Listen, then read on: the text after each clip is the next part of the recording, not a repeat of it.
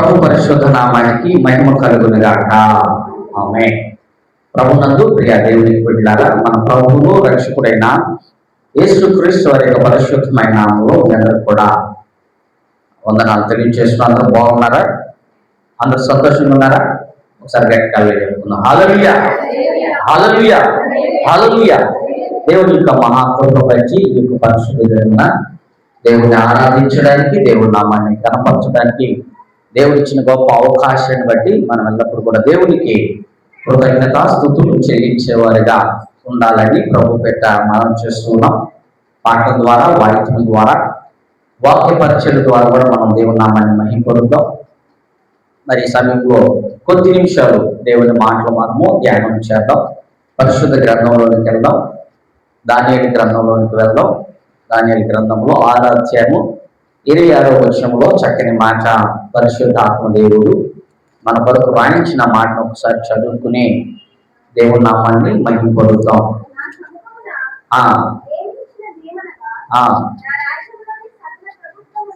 నా రాజ్యములోని సకల ప్రభుత్వములు నివాసులు దానియేలు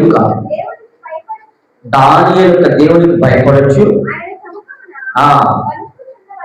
ఆయనే జీవము గల దేవుడు. ఆయన రాజ్యం నాశనము కానేరదు. దేవుడి మాటల ద్వారా మనతో మాట్లాడి మనం బలపరుచును గాక. ఆమె చిన్న ప్రార్థన. పరిశుద్ధుడా, పరలోకపు తండ్రి, మాటలు మీవి మాట్లాడేవారు మీరు, నిశ్చితమైన నా నోటిని కూడగబడుతూ నాకు కూడి వచ్చిన బిడ్డ కావలసిన వర్తమానంతో బలపరిచి మా ద్వారా మహిమ పొందుకోమని యేసుక్రీస్తు వారి పరిశుద్ధమైన నామములో వచ్చున్నాను తండ్రి. ఆమేన్. గమనించండి ప్రియ దేవునికి బిడ్డలారా, చదవబడినటువంటి మాటలు మనము ఆలోచన చేసినట్లయితే ఇక్కడ పరిశుద్ధాత్మ దేవుడు దానియేలు గ్రంథం ద్వారా మనతో మాట్లాడుతూ ఉన్నారు. ఎందుకంటే ఇక్కడ ఒక రాజు ఈ ప్రకటన చేస్తూ ఉన్నాడు. ఆయన అన్యుడైనటువంటి ఆ రాజు ఒక ప్రకటన చేస్తూ ఉన్నాడు.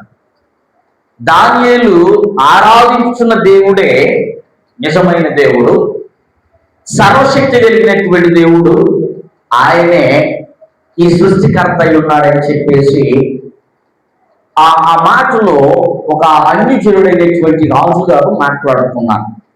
ఎవరిని బట్టి మాట్లాడుతున్నాడు? దానియేలుని బట్టి. దేవుని స్తోత్రం. హల్లెలూయా. ఎవరిని చూశాడు ఆయన? దానియేలుని చూశాడు. అంటే ఆయనలో ఉన్న భక్తిని చూశాడు, ఆయనలో ఉన్న విశ్వాసాన్ని చూశాడు, ఆయనలో ఉన్న నమ్మకత్వాన్ని చూశాడు, ఆయన యొక్క వ్యక్తిత్వాన్ని చూశాడు, ఆయన యొక్క మనసును చూశాడు, ఆయన యొక్క పరిశుద్ధతను చూశాడు. కాబట్టి ఈ మాటలైనా చెప్పగలిగాడు. మనం కూడా ఈ లోకంలో జీవిస్తూ ఉన్నాం. మనల్ని బట్టి అలాంటి సాక్ష్యం ఎవరైనా ఎక్కడైనా చెప్తున్నారనేది ఒక్కసారి ఆత్మ పరిశీలన చేసుకోవాలి. ఈ రోజున దానియేలు జీవితాన్ని బట్టి మనం ఒక్కసారి ఆత్మ పరిశీలన చేసుకోవాలి. ఎందుకంటే అన్య రాజ్యములకు వచ్చాడు. ఆయన ఒక ఖైదీగా పట్టబడ్డాడు, ఒక బానిసగా తీసుకురాబడ్డాడు. అయితే ఆయన్ని బట్టి ఒక అన్యరాజు సాక్ష్యం ఇస్తున్నాడు. దానియేలు సేవిస్తున్న దేవుడే, దానియేలు ఆరాధిస్తున్నటువంటి దేవుడే, దానియేలు ఏ విధంగా అయితే ప్రార్థన చేస్తున్నాడో, ఎవరికైతే ప్రార్థన చేస్తున్నాడో ఆ దేవుడే గొప్ప దేవుడు అని చెప్పేసి ఒక అన్యరాజు సాక్ష్యం ఇస్తున్నాడు. అంటే దానియేలు ఎంతగా ఆయన్ని ప్రభావితం చేసాడు ఒక్కసారి ఆత్మ పరిశీలన చేసుకోవాలి. దేవుని స్తోత్రం. హల్లెలూయా. ఈ రోజున దానియేలు బట్టి ఆ జీవితాన్ని ఒక్కసారి ఆత్మ పరిశీలన చేసుకో. ఎలా జీవించాడు దానియేలు? ఏ విధంగా ఉన్నాడు? దేవుని ఎడల ఎలాంటి భక్తిని కనపరిచాడు? దేవుని ఎడల ఆయన ఎలాంటి ఆ సహవాసాన్ని కనపరిచాడు అనేది ఈరోజు ఆలోచన చేయాలి. మనం ఎలా ఉంటున్నాం దేవునికి మనకు మధ్య? ఎలాంటి భక్తి జీవితాన్ని కొనసాగిస్తూ ఉన్నాం? ఎలాగా దేవుని ఎడల భయభక్తులు కలిగి జీవిస్తూ ఉన్నాం అనేది ఈ రోజున ఆత్మ పరిశీలన చేసుకోవాలి. మన తరపున అన్యులు సాక్ష్యం చెప్తున్నారా? నువ్వు జీవించే జీవితాన్ని బట్టి, నువ్వు నివసించేటటువంటి ఆ ప్రాంతంలో, నువ్వు ఉండేటటువంటి స్థలంలో, నువ్వు ఉద్యోగం చేసే స్థలంలో కావచ్చు, నువ్వు పనిచేసే స్థలంలో కావచ్చు, నువ్వు ఇంట్లో ఉన్నప్పుడు కావచ్చు, సమాజంలో ఉన్నప్పుడు కావచ్చు, అందులో ఉన్నప్పుడు కావచ్చు, నువ్వు ఎక్కడ నివసిస్తున్నా నీకు ఒక మంచి సాక్ష్యం కనపడుతుందా అనేది ఈరోజు ఒక్కసారి ఆత్మ పరిశీలన చేసుకోవాలి. చూడండి, ఇక దానియేలులో ఉన్నటువంటి గుణలక్షణాలు ఏంటి, ఇక దానియేలు ఏ విధంగా జీవించాడు అనేదిగా మనం ఆలోచన చేసినట్లయితే అతను ఏ విధంగా ఉన్నాడని చూసి దానియేలు మొదటి అధ్యాయంలో 8-9 వచనాల్లో చక్కని మాట అక్కడ పరిశుద్ధాత్మదేవుడు తెలియచేస్తున్న మాట. రాజు భుజించి భోజనమును పానము చే ద్రాక్షారసమును నా అపవిత్రునవుతానేమో అని చూడండి. ఒక్కసారి మొట్టమొదటి ఆయనలో ఉన్నటువంటి గొప్ప లక్ష్యం ఏంటంటే ఆయన అపవిత్రుడు కాకుండా జీవించాలని ఒక తీర్మానం ఉంది. ఆమె ఏముంది దానియేలులో? నేను అపవిత్రుడిగా ఉండకూడదు. ఎందుకని? జీవము కలిగిన దేవుణ్ణి నేను ఆరాధిస్తున్నా, సర్వశక్తి కలిగిన దేవుణ్ణి నేను ఆరాధిస్తున్నా, ఆది సంభూతుడైన దేవుణ్ణి నేను ఆరాధిస్తూ ఉన్నా, నా కొరకు ప్రాణం పెట్టిన దేవుణ్ణి నేను ఆరాధిస్తూ ఉన్నా, నా కొరకు రక్తము కార్చిన దేవుణ్ణి నేను ఆరాధిస్తూ ఉన్నాను. కాబట్టి నేను మాత్రం అపవిత్రుడిగా జీవించకూడదు.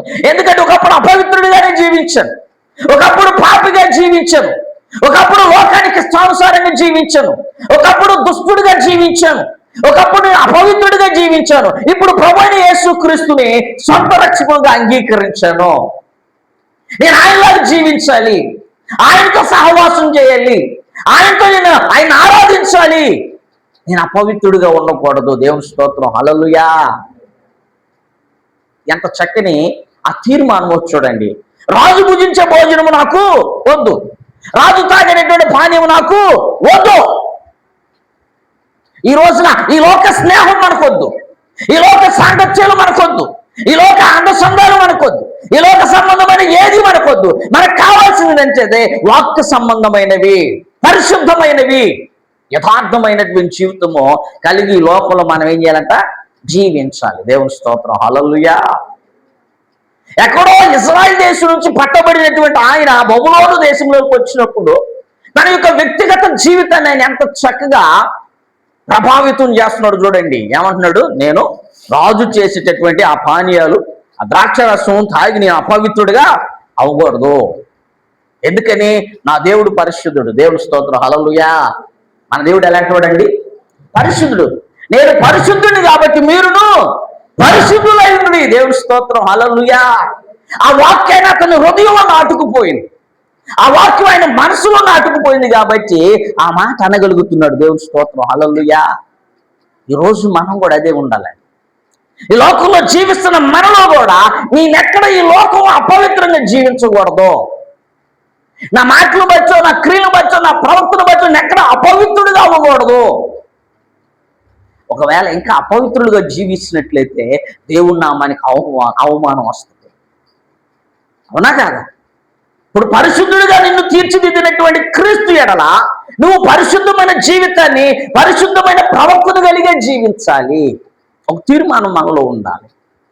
ఈ లోకంలో, ఈ పాప లోకంలో నేను జీవిస్తున్నాను, ఒక ప్రత్యేకమైన జీవితం నాకు కావాలి. దానియేలు అక్కడ అదే చూపించాడు.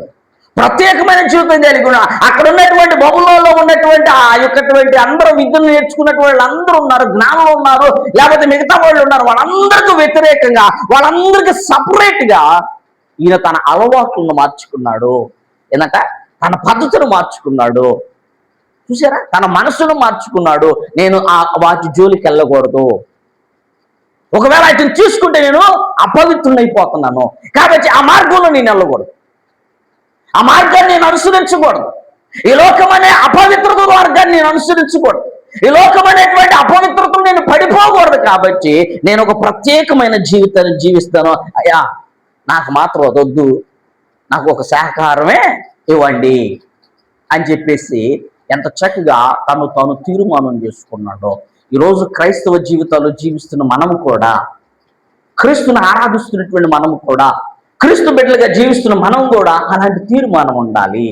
నేను ఎక్కడ పడిపోకూడదయ్యా, నేను ఎక్కడ నీ నామానికి అవమానం తేకూడదయ్యా, నేను ఎక్కడ ప్రభా ఈ లోకాన్ని అనుసరించకూడదయ్యా, ఈ లోకాన్ని అనుసరించకూడదయ్యా, ఈ లోక వ్యామోహంలో పడిపోకూడదయ్యా అని చెప్పేసి ఒక ప్రత్యేకమైన జీవితాన్ని మనం కలిగి ఉండాలి.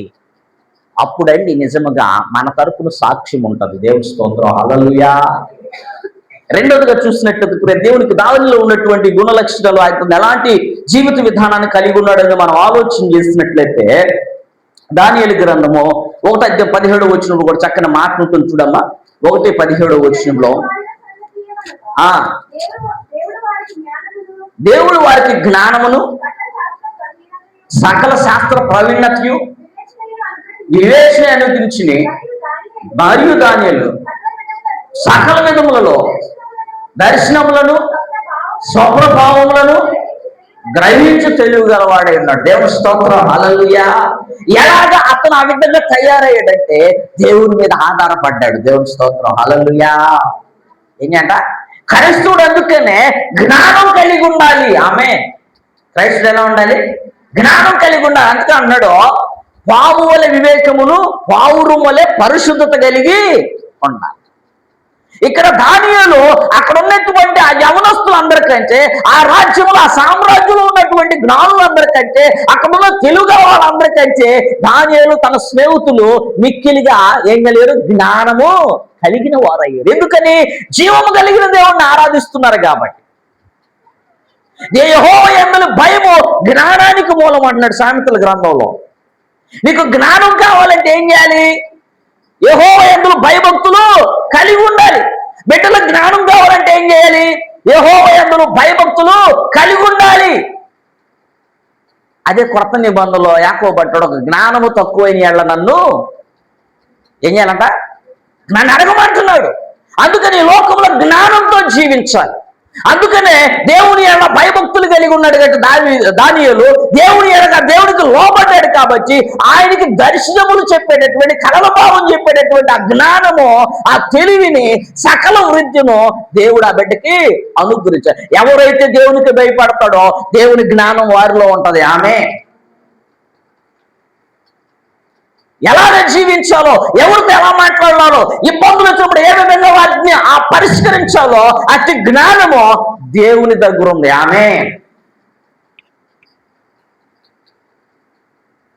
ఈరోజు నువ్వు దేవునికి లోపడుతున్నావా? దేవుని ఎలా భయభక్తులు కలిగి ఉంచున్నావా? అజ్ఞానంతో జీవిస్తున్నామో ఈరోజు ఆత్మ పరిశీలన. నువ్వు జ్ఞానం కలిగి ఉన్నట్లయితే, నీలో ఉన్నటువంటి బుద్ధి, తెలివి, జ్ఞానం నీలో ఉన్నట్లయితే ఎక్కడ ఎప్పుడు ఎక్కడ జారిపోవు, పడిపోవు, తొలగిపోవు అన్నమాట. దేవుని స్తోత్రం, హల్లెలూయా. అలాగ నువ్వు తయారవ్వాలి. అలాగ నీ భక్తి జీవితాన్ని నిలబెట్టుకోవాలి. దేవుని స్తోత్రం, హల్లెలూయా. అందుకనే భయభక్తులు కలిగి ఉన్నాడు కాబట్టి, దేవునికి లోపడుతున్నాడు కాబట్టి, దేవుని మీద ఆధారపడుతున్నాడు కాబట్టి ఆయనకి జ్ఞానం అనుగ్రహించాడంట. దేవుని స్తోత్రం, హల్లెలూయా.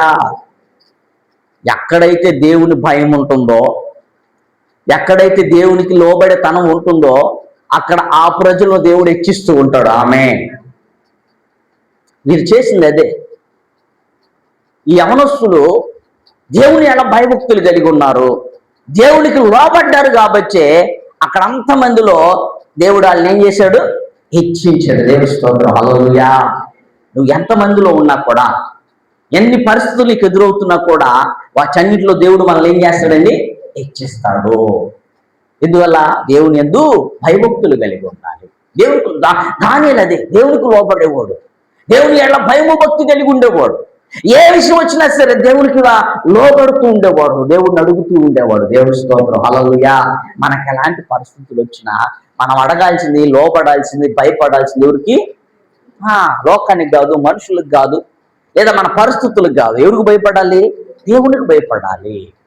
ఎందుకంటే ఆ దేవుడే మనల్ని విడిపించేవాడై ఉన్నాడు. దేవుని స్తోత్రం, హల్లెలూయా.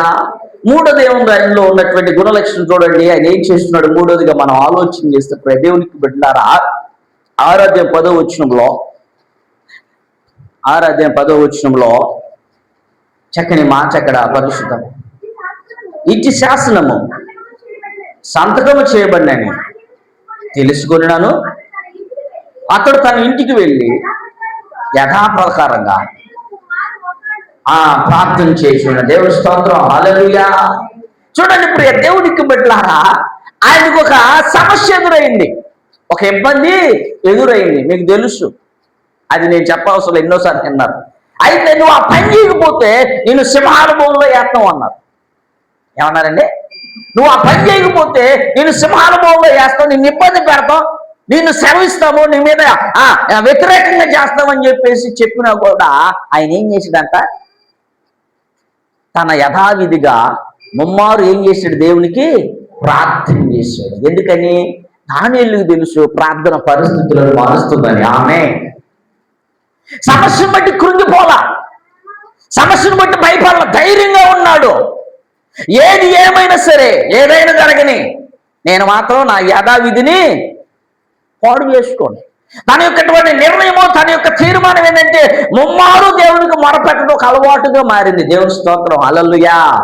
మన జీవితాలు అలా మారాలండి. తింటం కాదు అలవాటు చేసుకోవటం, లేదా మాట్లాడుకోవటం కాదు, కానీ దేవునితో సహవాసం చేసుకోవటం అలవాటు పరుచుకోవాలన్నమాట. ఆ సమయానికి దేవుని దగ్గరికి వెళ్ళిపోవాలి. ఆమె ఎన్ని పరిస్థితులు ఉన్నా, ఎన్ని ఇబ్బందులు ఉన్నా సరే క్రైస్తవుడు ప్రార్థన చేసుకోవటానికి ఒక సమయాన్ని కేటాయించుకోవాలి. నీ కుదిరినప్పుడు చేయటం కాదు, నీకు అవకాశం ఉన్నప్పుడు చేయటము కాదు. నీకు ఎన్ని పనులున్నా, ఎన్ని ఇబ్బందులున్నా, ఎన్ని సమస్యలున్నా, ఎన్ని ఇరుకులున్నా దేవునికి సమయం ఇవ్వటం నేర్చుకోవాలి. దేవుని స్తోత్రం, హల్లెలూయా. అక్కడ అందరూ ఇతనికి వ్యతిరేకంగా ఉన్నారు, అతనందరూ ఇతనికి పాడు చేయాలని చూస్తున్నారు, ఇతను ఎక్కడైనా నష్టపరచాలని చూస్తున్నారు, ఎక్కడైనా ఇబ్బంది పెట్టాలని చూస్తూ ఉన్నారు. కానీ దానియేలు మాత్రము వాటికి చెల్లిస్తల్లా. దేవుని స్తోత్రం, హల్లెలూయా. మనకి ఇబ్బందులు ఉండవచ్చు, సమస్యలు ఉండొచ్చు, ఇరుకులు ఉండవచ్చు. వాటిని చూసి భయపడటం కాదు, వాటిని చూసి దిగులు పడటం కాదు, వాటిని చూసి పిరికితనంగా ఉండటం కాదు. వాటి నుంచి విడిపించగలిగే దేవునికి మొరపెట్టడం నేర్చుకోవాలి. ఆమె ఈయన అది విన్నాడు, ఈయన చంపేస్తాం అంటున్నారు, సింహాల బోన్లో వేస్తాం అంటున్నాడు. ఒక రైట్, పర్లేదు అనుకున్నాడు. కానీ వెళ్ళిపోయి తన గదిలోకి వెళ్ళిపోయి ఏం చేస్తున్నాడు? ముమ్మారు ప్రార్థన చేస్తున్నాడు. దేవుని స్తోత్రం, హల్లెలూయా. అదండి ధైర్యం అంటే. దేవుని స్తోత్రం. ఆయన నిన్ను సింహానుభవంలో వేస్తానన్నారు, నువ్వు చచ్చిపోతావు అంటున్నారు, కానీ వాళ్ళ మాటలు అసలు పట్టించుకోవాలి. క్రైస్తవుడు అంతేనండి. క్రైస్తవుడు ఏది పట్టించుకోకూడదు. శ్రమల గురించో, వేదన గురించో, ఇబ్బందులు, ఎదురవుతున్న సంఘటనల గురించో, అవమానాల గురించో, లేదంటే ఏదొచ్చినా సరే మనకున్న ఒకే ఒక ఆయుధం ఏంటంటే ప్రార్థన. దేవుని స్తోత్రం, హల్లెలూయా. దానియేలు జీవితం అది నెరవేరేది కన్ఫామ్గా. దానియేలు జీవితంలో అది కనపడుతుంది. ఇక్కడ ఆయన ఎన్ని వచ్చినా సరే, ఎన్ని సమస్యలు వచ్చినట్టే అక్కడ ఒక సైనికులు చెబుతున్నాడు, వీడు ఈ పని చేయట్లేదయ్యా, రాజుగారు మీ శాసనాన్ని మీరుతున్నాడు, అతని మీద నేరారోపణ చేస్తున్నాడు, అతను ఒక దొంగగా చిత్రీకరిస్తున్నారు, అతను ఏదో తప్పు చేస్తున్నాడని చెప్తా ఉన్నారు. కానీ దానియేలు మాత్రము ఏది పట్టించుకోలా, వెళ్ళిపోయి దేవునికి ఏం చేస్తున్నాడు? ముమ్మారు ప్రార్థన చేస్తున్నాడు. క్రైస్తవుడికి అది కావాలి. ఆమె క్రైస్తవుడు సమస్యలో, ఇబ్బందుల్లో ప్రార్థన చేసే అనుభవం ఉండాల. మన కన్నీరు ఇబ్బందులు బట్టి, సమస్యలు బట్టి కారుస్తూ ఉంటాం. అలా కాదు, ఆ కన్నీరు ప్రార్థన చేసేటప్పుడు కావచ్చు. దేవుని స్తోత్రం, హల్లెలూయా.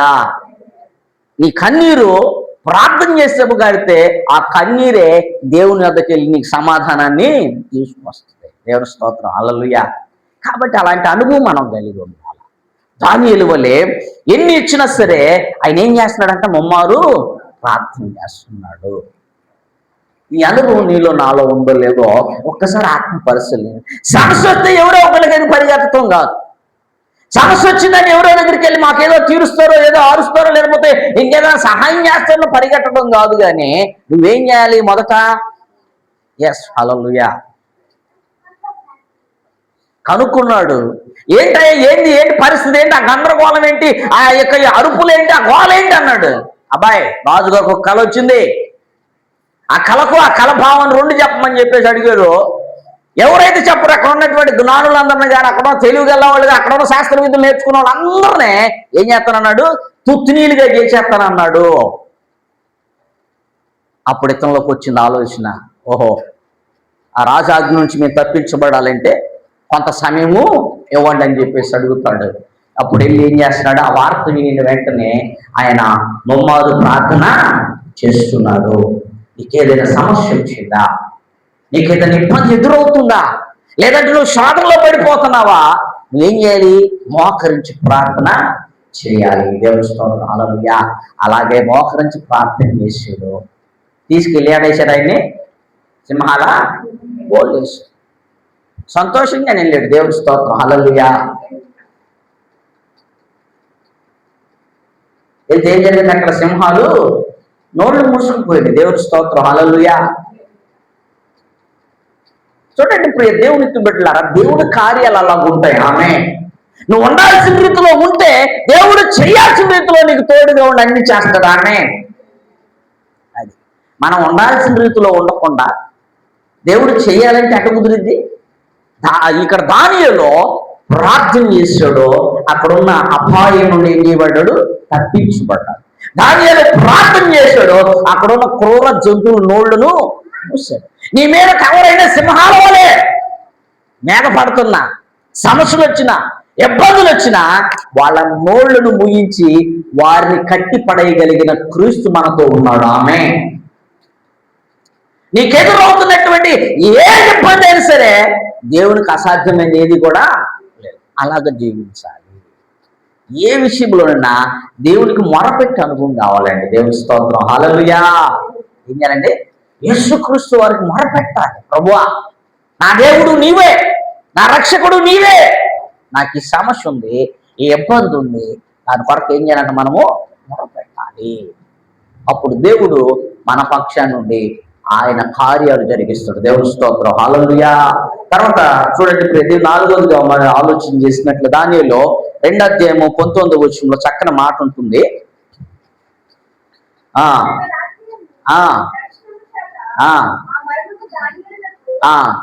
బయలుపరిచిన తర్వాత దానియేలు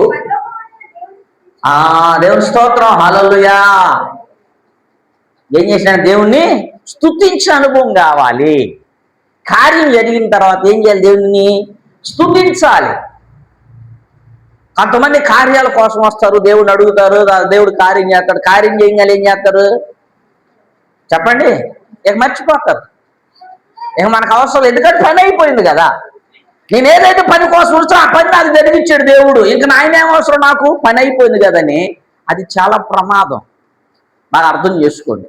దానియేలు ప్రార్థన చేసినయ్యా, ఇదేంటి పరిస్థితి అయ్యా, ఇది ఎలాగా సాధ్యమవుతుంది?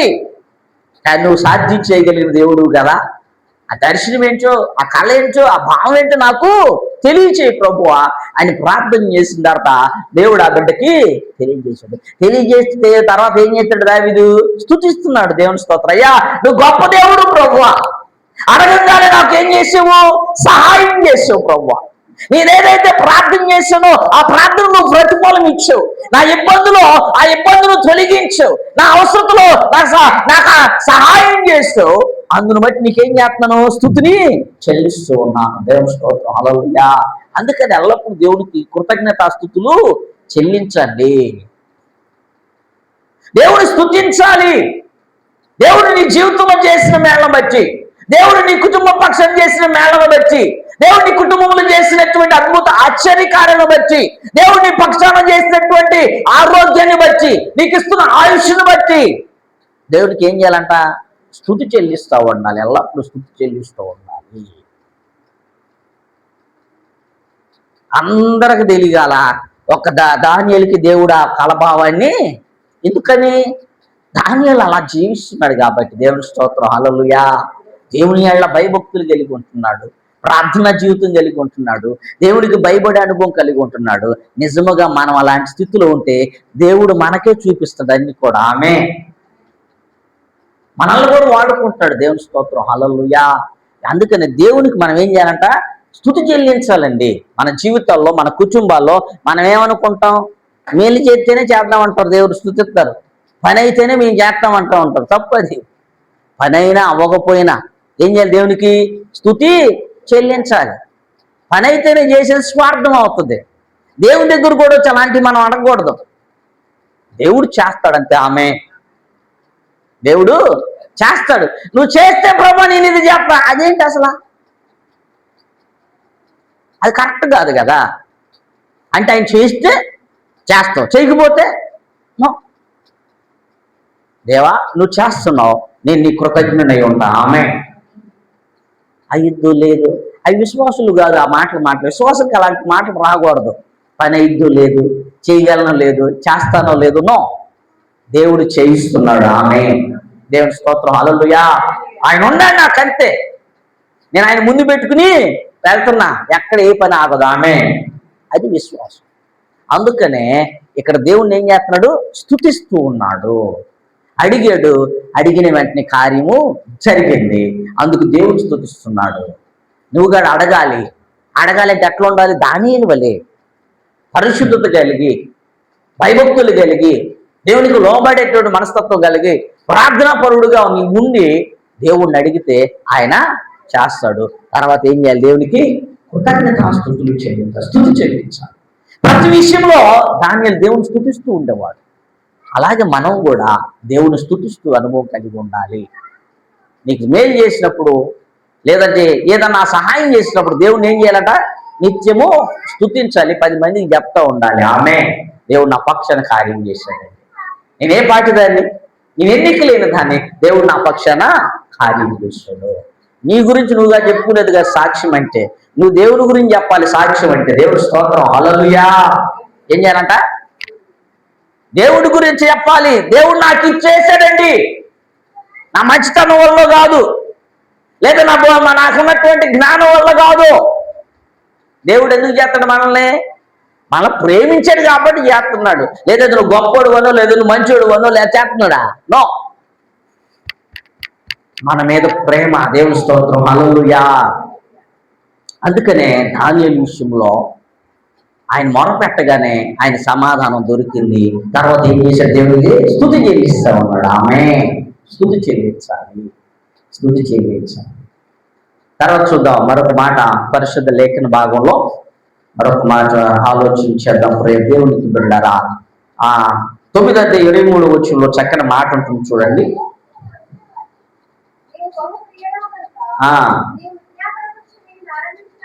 ఎలాంటి వాడు అంట? దానియేలు బహుప్రియుడు అంట. దేవుని స్తోత్రం, హల్లెలూయా. దేవుడికి ప్రియులుగా జీవించాలి. దేవుని స్తోత్రం, హల్లెలూయా. దేవుడికి ఇష్టలుగా మనం జీవించాలి. దేవుని నామానికి మహిమకరంగా జీవించాలి. దేవుని నామాన్ని హెచ్చించే విధంగా మనము జీవించాలి. అందుకన్న దేవుడికి బహుప్రియుడు అంటున్నాడు. దేవుని స్తోత్రం, హల్లెలూయా. ఆ మాట 3 సార్లు రాయబడి ఉంటుంది. ఆ మాట కూడా పరిశుద్ధ గ్రంథాలు చూడమ్మ. 10వ అధ్యాయం 11వ వచనం కూడా చదువు. దానియేలు 10వ అధ్యాయం 11వ వచనంలో అబ్బా, దేవుని స్తోత్రం, హల్లెలూయా. ఎలాంటి వాడమ్మా నువ్వు? ఓ దానియేలు, నువ్వు బహుప్రియుడివి. అసలు మనం అనుకో, నువ్వు మంచిదాని అమ్మంటేనే చాలు, పొంగిపోతాం. అర్థం చేసుకోండి, అవునా కదా? ఎవరన్నా మనలో వచ్చి నువ్వు మంచోడు అయ్యి అంటే చాలు, పొంగిపోతాం. కానీ దేవుడు దానియేలు దగ్గరకు వచ్చాయి, నువ్వు బహు ప్రియుడు. రేపు వచ్చి దేవుడు వచ్చి మన దగ్గరికి వచ్చి నువ్వు మంచోడు అయ్యంటే ఎంత పొంగిపోవాలి మనం. ఆయన మన తరపున మాట్లాడాలి, మనం ఇతరుల తరపున కాదు, మనం ఒకరి తరపున కాదు. బాగా అర్థమైందా? నా గురించి ఆమె చెప్పడం కాదు, నేను ఆమె గురించి చెప్పడం కాదు, నా గురించి ఎవరు చెప్పాలి? అయ్యా నువ్వు బహుప్రియుడు అయ్యా. అలాంటి సాక్ష్యం మనం కావాలి. దేవుని స్తోత్రం, హల్లెలూయా. అదే కూడా చూడు 19లో కూడా ఇంకో మాట, అదే మాట అంటున్నాడు 19లో.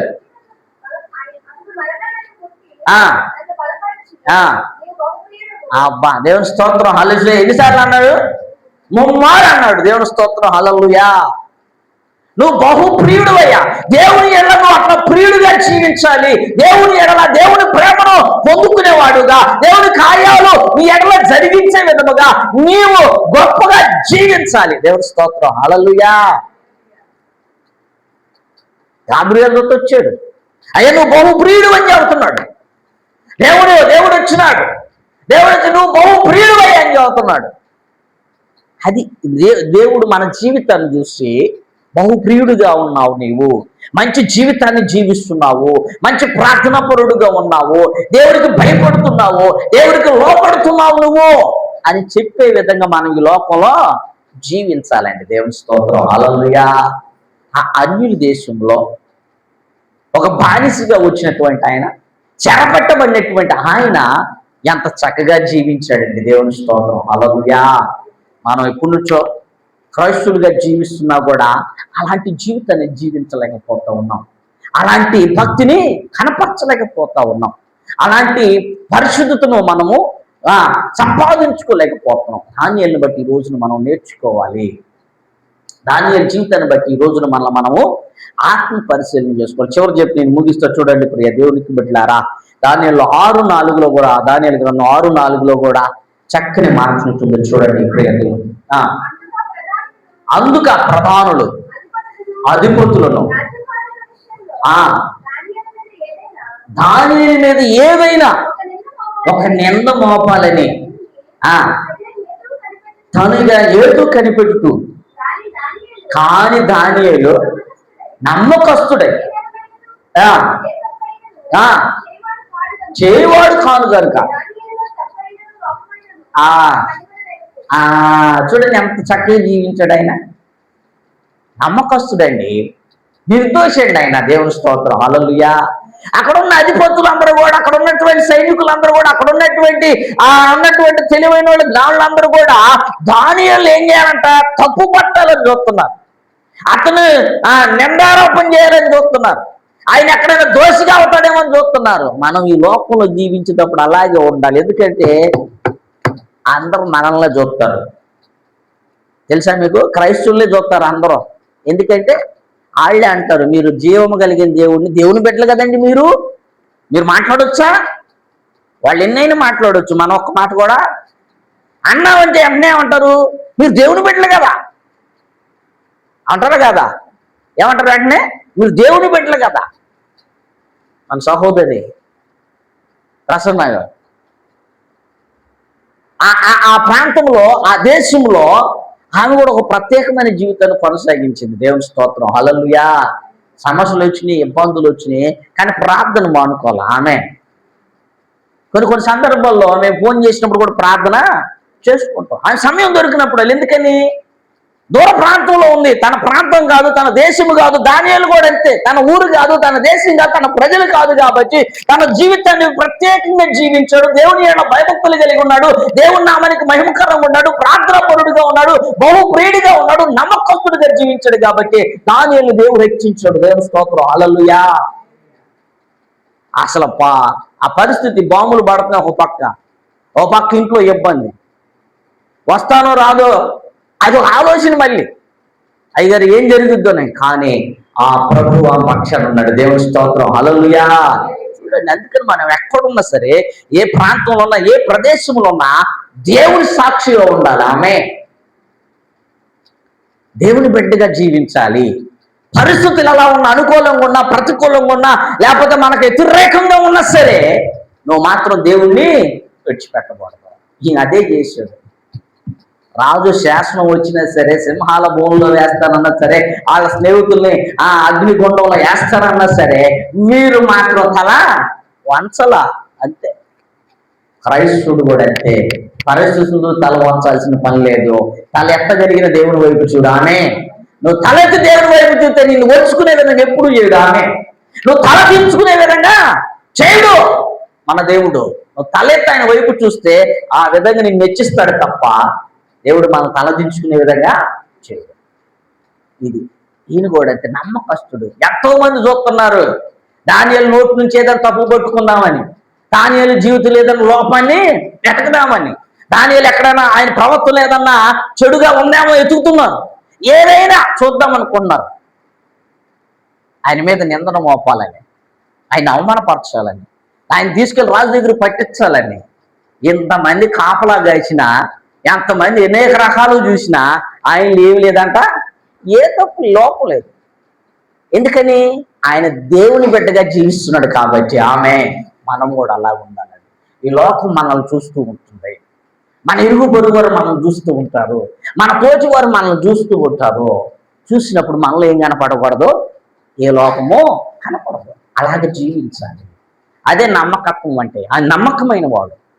ఆయన ఏ తప్పు చేసేవాడు కాదు అని బైబిల్లో రాయబడతా ఉంది. ఏమంటాడమ్మా? ఆయన ఏ తప్పు చేయవాడు కాదు. ఎందుకంటే సర్వశక్తి కలిగిన దేవుడి నీళ్ళలో ఉన్నాడు ఆయన. ఆమె ఎవరి నీళ్ళలో ఉన్నాడు? సర్వశక్తి కలిగిన దేవుని నీళ్ళలో ఉన్నాడు. ఇక ఆయన నీళ్ళలో ఉంటే మనకి దిగులేముంది?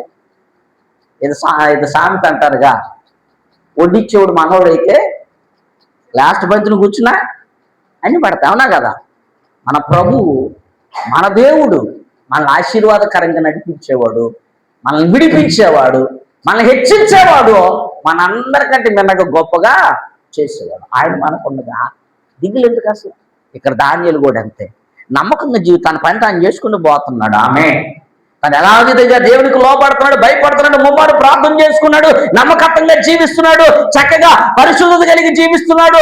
ఎంతమంది ఆయన చూస్తున్నా, ఎంతమంది ఆయన పక్క వెతుకుతున్నా, తప్పులు వెతుకుతున్నా, లోపాలు వెతుకుతున్నా, అవమానపరచాలని చూసినా తన వ్యక్తిత్వాన్ని మాత్రం విడిచిపెట్టుకోలేదు, తన నమ్మకత్వాన్ని విడిచిపెట్టుకోలేదు, తన నిర్దోషత్వాన్ని విడిచిపెట్టుకోలేదు. నమ్మకంగా జీవించాడు, యథార్థంగా జీవించాడు, పరిశుద్ధంగా జీవించాడు. కాబట్టి వారిలో ఏ లోపం కూడా కనపడలా. గమనించండి, ఏబు విషయంలో ఇదే మాట అంటున్నాడు, ఇక్కడ దానియేలు విషయంలో కూడా ఇదంతా జరిగినా కానీ ఏబు నోటి నుంచి కూడా ఏ మాట కూడా దేవునికి వ్యతిరేకమైన మాట రాలా. ఇక్కడ దానియేలు కూడా అంతే, వాళ్ళు ఎంతో మంది కనిపెడుతున్నారు, చూస్తున్నారు, అయినా కూడా ఆయన లేరు, ఏ లోపమో లేదు. ఎందుకంటే దేవునికి భయపడేవాడు, దేవునికి బహుప్రియుడైన ఆమె ఎవరైనా దానియేలు బహుప్రియుడిగా జీవిస్తూ ఉన్నాడు. ప్రియుడు వేరు, బహుప్రియుడు వేరు, అవునా కదా? బహు అంటే ప్రియుడి కంటే ఎక్కువగా అనమాట, అసలు ఆయనతోనే సహవాసం అంట. అందుకని బహుప్రియుడు అంటున్నాడు. మనం ఇతరుల దగ్గర ఏదో మంచి పేరు సంపాదించుకోవాలి, వాళ్ళకి లోబడుతూ ఏదో చేస్తాం, కానీ దేవుని ఎళ్ళ బహుప్రియత్వాన్ని పొందుకున్నాడు. ఆమె దేవునికి లోబడి ఇలాగ జీవించాలండి, ఇలాగ మనం ఉండాలి.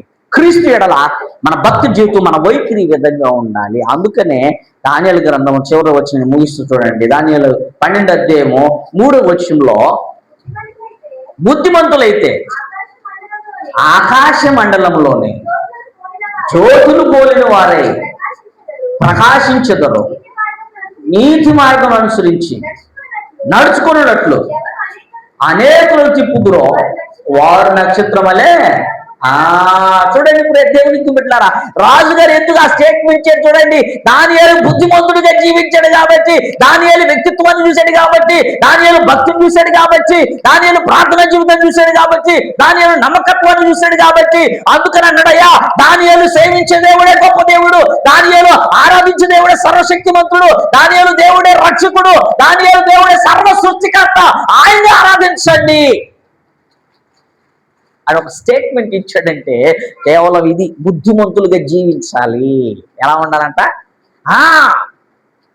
దానియేలు బుద్ధిమంతుడిగా ఉన్నాడు, జ్ఞానం కలిగిన వాడు, భక్తిపరుడుగా ఉన్నాడు, యథార్థంగా ఉన్నాడు, ప్రార్థన పరుడుగా ఉన్నాడు, నమ్మకత్వంగా ఉన్నాడు, పరిశుద్ధంగా జీవించాడు. కాబట్టి రాజుగారు ఆయన బట్టి ఏం చేశాడు? సాక్ష్యం ఇచ్చాడు. అప్పుడు అందరూ కూడా ఎవరి వైపు తిరిగారు? ఇప్పుడు దేవుని వైపు తిప్పాడు. ఎందుకని? ఒక్క వ్యక్తిని బట్టి, ఉన్న అక్కడ నలుగురు స్నేహితులను బట్టి. చూసారా?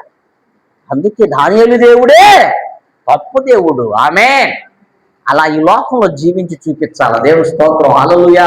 అందుకని ఈ 12వ అధ్యాయం 3వ వచనం, బుద్ధిమంతులైతే ఆకాశ మండలంలో జ్యోతిని పోలిన వారై ప్రకాశించెదరు. దేవుని స్తోత్రం, హల్లెలూయా. ఈయన నిజముగా అక్కడ ఒక జ్యోతిలాగా ప్రకాశిస్తూ ఉన్నాడు. ఆమె దానియేలు ఎలా ఉన్నాడండి? జ్యోతిలాగా ప్రకాశించాడు. అందుకనే ఆ జ్యోతిలాగా ప్రకాశించిన దానియేలు అక్కడ ఉన్నటువంటి జ్ఞానులు కూడా సంహరించకుండా కాపాడాడు. ఈయన అందరూ చంపేస్తానన్నాడు ఆయన, కానీ దానియేలు ఒక్కడిని బట్టి, ఈయన జ్యోతిగా ప్రకాశిస్తున్నాడు కాబట్టి ఆ వెలుగును బట్టి వాళ్ళందరూ కూడా ఏమయ్యారు? నశించిపోకుండా కాపాడాడు. అది నువ్వే ఒక నక్షత్రానివి, నేనే ఒక ప్రకాశించే నక్షత్రంగా నువ్వు ప్రకాశించాలి. నీ కుటుంబంలో ఉండాలి, సంఘంలో ఉండాలి, సమాజంలో నువ్వు ఎక్కడ జీవిస్తున్నా నువ్వు ఒక జ్యోతి వలె ఉండాలి. ఆమె అంటే నీ వెలుగు అనేక మందికి ప్రకాశించాలి.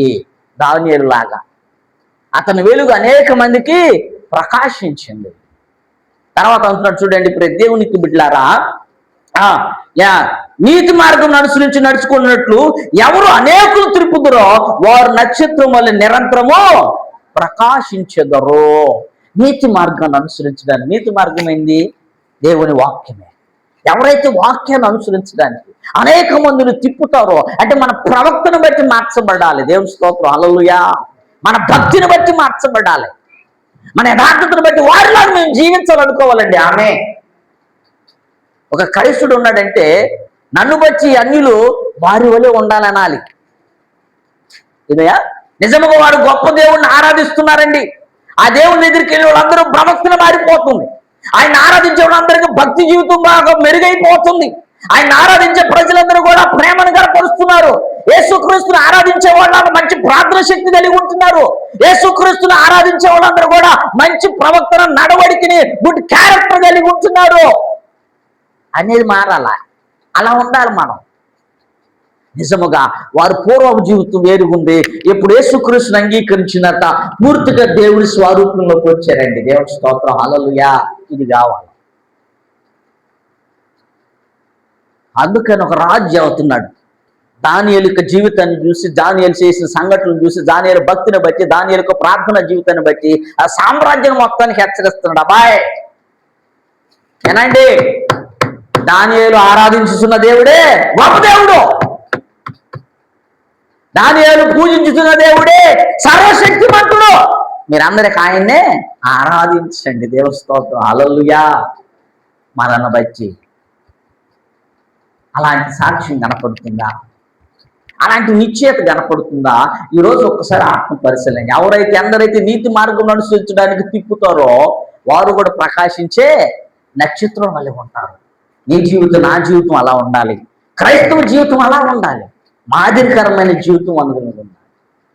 ఇతరులకు మేలైనటువంటి మార్గాన్ని మనం చూపించాలి. దేవుని స్తోత్రం, హల్లెలూయా. ఈ లోపల మేలైన మార్గం ఏదన్నా ఉందంటే అది ఒక దేవుని వాక్యమే. దేవుని స్తోత్రం, హల్లెలూయా. ఎవరైతే వాక్యం వింటారో, ఎవరైతే వాక్యానికి లోబడతారో వారందరూ జీవితాలు మార్చబడతాయి. ఆమె ఎన్ని ఉన్నా సరే ఆ దేవుడు సమాధానకర్తగా ఉండి వాళ్ళు ఆదరిస్తారు, సహాయం చేస్తారు, వాళ్ళు విడిపిస్తారు, వాళ్ళని గొప్పగా చేస్తాడు. దానియేలు లాగా. దేవుని స్తోత్రం, హల్లెలూయా. దానియేలు జీవితం అడ్డంకులు ఉన్నాయి, సమస్యలు ఉన్నాయి. జీవితం అంటే అడ్డంకులు ఉంటాయి, సమస్యలు ఉంటాయి, ఇబ్బందులు ఉంటాయి. లేని జీవితాలు ఎవరికన్నా ఉన్నాయా? ఏమండి వెంకటేశ్వరరావు గారు, నాకే సమస్య లేదని ఎవరు చెప్పగలరా?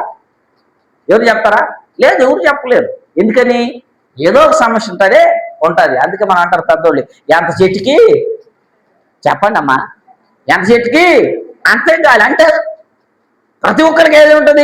ఏదో ఒక బాధ ఉంటుంది, ఇబ్బంది ఉంటుంది. అది అనారోగ్యం అవ్వచ్చు, ఇబ్బందులు అవ్వచ్చు, సమస్యలు అవ్వచ్చు, ఇరుకులు అవ్వచ్చు, కుటుంబ పరిస్థితులు ఏదో చిన్న చిన్న గందరగోళాలు ఉండవచ్చు, ఎన్ని ఉంటాయి. వాటిని బట్టి మనం దేవునికి దూరంగా ఉంటాం కాదు, వాటిని బట్టి ఇంకా దేవునికి దగ్గర అవ్వాలి. దేవుని స్తోత్రం, హల్లెలూయా. ఒక అధిపతిగానే ఉన్నాడు దానియేలు, ఒక అధిపతిగానే ఉన్నాడు. సామ్రాజ్యంలో చూసుకున్నాడు, పనులు చూసుకుని అన్ని చేస్తున్నాడు. దేవుని మాత్రం ఆరాధించడం మానుకోవాలా. దేవుని స్తోత్రం, హల్లెలూయా. వీళ్ళందరూ చూస్తున్నారు, ఎక్కడ నేను పట్టుకుందాం, ఎక్కడన్నా దానియేలు తప్పు కనపడిద్దేమో, ఎక్కడన్నా దానియేలు వారిష్టానుసారంగా జీవిస్తాడేమో, రాజాజ్ఞని మీరుతున్నాడు, ఏం చేస్తున్నాడు ఏంటని ఒక్కని చేస్తూనే ఉంటున్నారు ఆయన మీద అందరూ. కానీ ఏ లోపం ఆయనలో అదండి. అలాంటి జీవితము మనందరం కూడా కలిగి ఉండాలి. అలాగే ఉండాలి భక్తి జీవితంలో.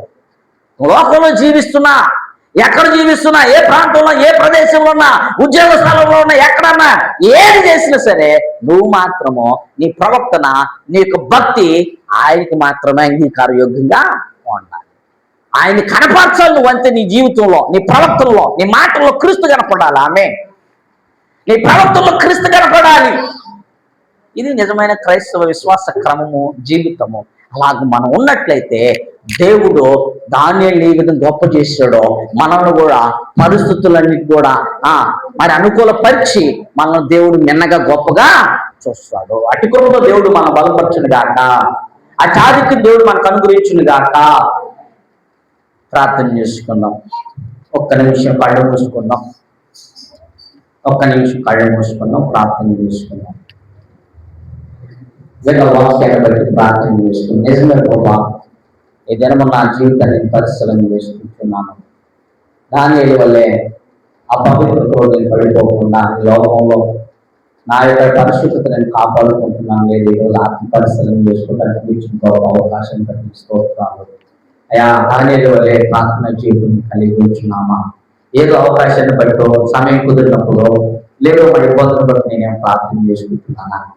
ప్రతిరోజు దానియేలు క్రమముగా అయా ముమ్మారు ప్రార్థన చేసుకుని నేను కూడా ప్రతిరోజు దేవా నిన్ను ప్రార్థించడం నాకు కావాలి, ఒక సమయాన్ని సమకూర్చుకోవాలయ్యా. అతి కృపను దయచేయని ప్రార్థన చేద్దాం. ఎవరు గొప్ప నుంచి ప్రార్థన చేద్దాం. దానియేలు జ్ఞానం కలిగిన వాడుగా, తెలివి కలిగిన వాడుగా, దేవుడి దర్శనములు కలవడం పొందుకున్న వాడిపోతాడు. అయ్యా మేము కూడా అలాగే ఉండాలి ప్రభావం. అయ్యా మేము కూడా దర్శనాలు పొందుకోవాలి నాయన. కళల భావాలు మేము తెలుసుకోవాలయ్యా. మేము జ్ఞానం కలిగి ఉండాలయ్యా.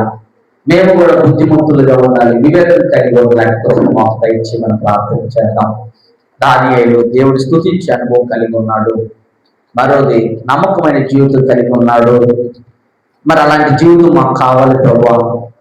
నీ కృపను మాకు తోడుగా ఉంచి ప్రభు అని ప్రార్థన చేద్దాం. దేవానికి స్తోత్రం స్తోత్రం. అయ్యా దానియేలు బహుప్రియుడిగా నీ ఎడల జీవించున్నాడు. నేను కూడా నీ ఎడల అలాగే జీవించాలన్నాడు. నన్ను బలపరచు ప్రభు అని ప్రార్థన చేద్దాం. దేవానికి స్తోత్రం స్తోత్రం స్తోత్రం. హల్లెలూయా హల్లెలూయా.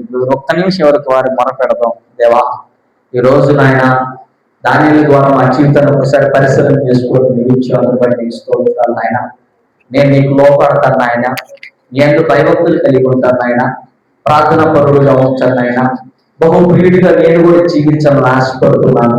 అయా ధైర్యం కలిగి ఉంటాను, శక్తి కలిగి ఉంటాను. అయా నీ ఎడల నేను భయము భక్తి కలిగి నేను యథార్థంగా, నీతిగా, సత్యముగా, పరిశుద్ధంగా ఎక్కడ నేను పడిపోకుండా అపవిత్రుడు కాకుండా జీవించాలని ఇష్టపడుతున్నాను ఆయన. అతి కృప మాకు తెచ్చేదని ప్రార్థన చేద్దాం. ఎన్ని సమస్యలు ఇబ్బందులు వచ్చినా అయా దానియేలుకి ఇబ్బంది వచ్చింది నాయన. రాజాగా ప్రభావం ఇబ్బంది వచ్చింది, సమస్య వచ్చింది, ప్రాణం పోయే పరిస్థితులు వచ్చింది నాయన.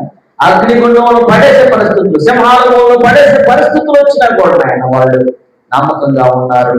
వారి యథార్థతను కాపాడుతున్నారు, భక్తి నిరూపించుకున్నారు. అయా నేను కూడా అలాగే జీవించాలి, అతి ధైర్యం కలిగి ఉండాలి. ఇది మొదలుకొని ఈ రోజు నుంచి నాయన నీకు ప్రియుడిగా నేను జీవించాలని ఆశపడుతున్నాను. నీకు ఇష్టడుగా జీవించాలని ఆశపడుతున్నాను. నీతో సహవాసం చేయాలని ఆశపడుతున్నాను అయ్యా. అయా నీలాగా నేను మానాలని ఆశపడుతున్నాను. అటువంటి మాకు దయచేసి మనం ప్రార్థన చేద్దాం. ఎవరైతే క్రీస్తు స్వాతంత్రంలో రావాలనుకుంటున్నారో, బహుళ ప్రియులుగా జీవించాలనుకుంటున్నారో, ప్రార్థన పరులుగా, పరిశుద్ధులుగా, నీతిమంతులుగా జీవించాలని ఆశపడుతున్నారో మీ గృహస్థల పై నేను ప్రార్థన చేస్తాను. దానియేలు వలె మన జీవితాన్ని పరుచుకుందాం. దానియేలు వలె స్థిరత్వం కలిగి ఉందాం. దానియేలు వలె నమ్మకంతో కలిగి ఉందాం. అతి కృప దేవుడు మనకు అనుగ్రహించాలని ప్రార్థన చేద్దాం. ప్రార్థన చేయబోతున్నాను. మీ గృహస్థల పైకి వెళ్తండి. దేవానికి స్తోత్రాలు. నిజంగా ఈ రోజు తీర్మానం తీసుకుంటున్నాను ఆయన. దానియేలు ఏ విధంగా జీవించడం అదే జీవిత విధానాన్ని అవలంబించాలి. లోకంలో జీవిస్తుండగా ప్రార్థన పరులుగాను, పరిశుద్ధులుగాను, అయా మీకు ప్రియులుగా జీవించుకుని బాగుండవచ్చు. నమ్మకమైన భక్తిని కనపరిచి, యథార్థమైన భక్తిని కనుక భయభక్తులు కనపరిచి, ప్రార్థన చెల్లి కలిగి కృపపరించండి. అతి కృపను బలపరచండి. అయా ఎవరైతే తీర్మానం తీసుకున్న తీర్మానం స్థిరపరచండి, బలపరచండి. అంతవరకు కొనసాగించండి. నిన్న వాక్యం మా హృదయంలో ఫలింపచేసి ఆ వాక్య ప్రకారం జీవించే కృప మా ఎడల అయ్యా నీ కృపను చూపించు. స్కూల్ వచ్చిన ప్రతి ఒక్కటి దీవించాల్సి రాలేకపోతే క్షమించండి. యారంలో మా ద్వారా మీరే సమస్త మహిమ ఘనత ప్రభావం పొందుకోవాలి. త్వరలో మా రక్షకులను యేసుక్రీస్తు వారి పరిశుద్ధమైన నామములో ఈ మనవలకి ప్రతిమలాడి వేడుకుంటున్నాను మా తండ్రి. ఆమేన్ ఆమేన్ ఆమేన్. హల్లెలూయా హల్లెలూయా హల్లెలూయా. అక్కడ లేచిన తర్వాత